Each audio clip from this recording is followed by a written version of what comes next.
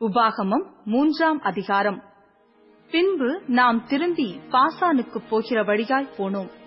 பாசானின் ராஜாவாகிய ஓக் தன்னுடைய சகல ஜனங்களோடும் நம்மோடே எதிர்த்து யுத்தம் பண்ணும்படி புறப்பட்டு எத்ரேயிக்கு வந்தான்.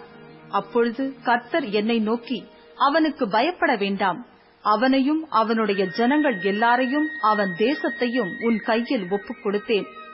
எஸ்போனிலே குடியிருந்த எமோரியரின் ராஜாவாகிய சீகோனுக்கு நீ செய்தது போல அவனுக்கும் செய்வாய் என்றார். அப்படியே நம்முடைய தேவனாகிய கர்த்தர் பாசானின் ராஜாவாகிய ஓகையும் அவனுடைய சகல ஜனங்களையும் நம்முடைய கையில் ஒப்புக் கொடுத்தார். அவனுக்கு ஒருவரும் மீதியாயிராமற் போகுமட்டும் அவனை முறிய அடித்தோம். அக்காலத்திலே அவனுடைய பட்டணங்களையெல்லாம் பிடித்தோம். அவர்களிடத்தில் நாம் பிடித்துக் கொள்ளாத பட்டணம் இல்லை. பாசானிலிருந்த ஓகின் ராஜ்யமான 60 பட்டணங்களுள்ள அர்கோப் தேசம் முழுவதையும் பிடித்தோம். அந்த பட்டணங்கள் எல்லாம் உயர்ந்த மதில்களாலும் வாசல்களாலும் தாழ்பாள்களாலும் அரணாக்கப்பட்டிருந்தது. அவைகள் அன்றி மதிலில்லாத பட்டணங்களும் அநேகம். அவைகளையும் சங்காரம் பண்ணினோம். நாம் எஸ்போனின் ராஜாவாகிய சீகோனுக்கு செய்தது போல அந்த எல்லா பட்டணங்களிலும் உள்ள புருஷரையும் ஸ்திரீகளையும் பிள்ளைகளையும் சங்காரம் பண்ணினோம். ஆனாலும் பட்டணங்களிலுள்ள ஆஸ்தியையும் சகல மிருக ஜீவன்களையும் நமக்கென்று கொள்ளையிட்டோம். இப்படியே யோர்தானுக்கு இப்புறத்தில் உள்ள அர்னோன் நதி தொடங்கி எர்மோன் மலை வரைக்கும் உள்ள தேசத்தை நாம் அக்காலத்தில் எமோரியருடைய 2 ராஜாக்களிடத்திலும் இருந்து பிடித்தோம். சீதோனியர் எர்மோனை சீரியோன் என்கிறார்கள், எமோரியரோ அதை சேனீர் என்கிறார்கள். சமனான நாட்டின் எல்லா பட்டணங்களையும் கீலேயாத் முழுவதையும் சல்காயி எத்ரேயி என்னும் பாசானிலிருந்த ஓகுடைய ராஜ்யத்தின் பட்டணங்கள் மட்டுமுள்ள பாசான் முழுவதையும் பிடித்தோம். மீந்திருந்த ராட்சதரில் பாசானின் ராஜாவாகிய ஓக் என்பவன் மாத்திரம் தப்பியிருந்தான். இரும்பினார் செய்த அவனுடைய கட்டில் மனிதருடைய கை முழத்தின்படியே 9 முழ நீளமும் 4 முழ அகலமுமாயிருந்தது. அது அம்மோன் புத்திரருடைய ரப்பா பட்டணத்தில் இருக்கிறதல்லவா? அக்காலத்திலே சுதந்திரமாக பெற்றுக்கொண்ட தேசத்தை அர்னோன் நதி அருகே உள்ள ஆரோவேத் தொடங்கி கீலேயாத் மலைநாட்டில் பாதியையும் அதில் இருக்கிற பட்டணங்களையும் ரூபனியருக்கும் காத்தியருக்கும் கொடுத்தேன். கீலேயாத்தின் மற்ற பங்கையும் ஓகின் ராஜ்யமாயிருந்த பாசான் முழுவதையும் மனாசேயின் பாதி கோத்திரத்துக்கு கொடுத்ததும் அன்றி ராட்சத தேசம் எனப்பட்ட பாசானுக்குள்ளான அர்கோப் சீமை யாவையும் கொடுத்தேன். மனாசேயின் குமாரனாகிய யாவி அர்கோப் சீமை முழுவதையும் கேசூரியர் மாகாத்தியர் என்பவர்களுடைய எல்லை மட்டும் கட்டிக்கொண்டு அதற்கு தன் நாமத்தின்படியே பாசான் அவோத்தியாயிர் என்று பெயரிட்டான். அது இந்நாள் வரைக்கும் வழங்கி வருகிறது. மாஹீருக்கு கீலேயாத்தை கொடுத்தேன்.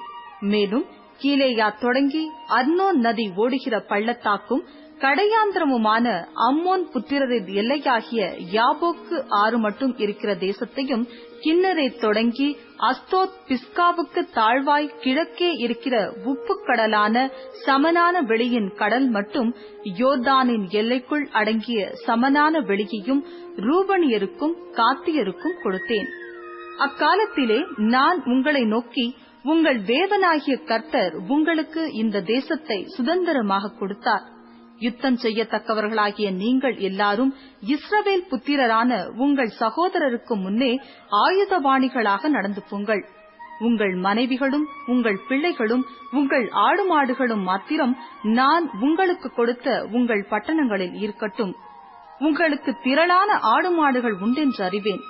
ஆனாலும் கர்த்தர் உங்களை இளைப்பாற பண்ணினது போல உங்கள் சகோதரரையும் இளைப்பாற பண்ணி யோர்தானுக்கு அப்புறத்தில் உங்கள் தேவனாகிய கர்த்தர் கொடுக்கிற தேசத்தை சுதந்தரித்துக் கொள்ளும் மட்டும் நீங்கள் இருந்து பின்பு அவரவர் நான் உங்களுக்கு கொடுத்த உங்கள் சுதந்திரத்துக்கு திரும்புவீர்களாக என்றேன்.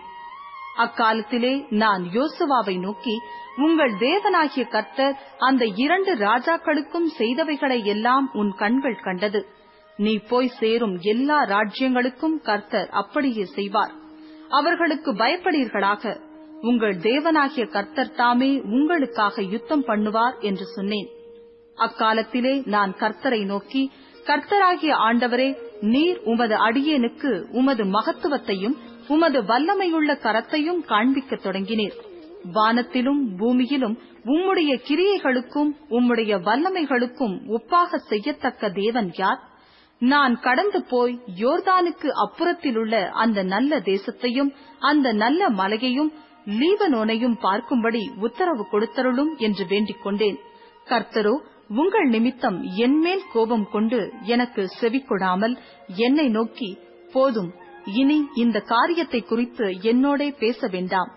நீ பிஸ்காவின் கொடுமுடியில் ஏறி உன் கண்களை மேற்கிலும் வடக்கிலும் தெற்கிலும் கிழக்கிலும் ஏறெடுத்து உன் கண்களினாலே அதைப் பார்.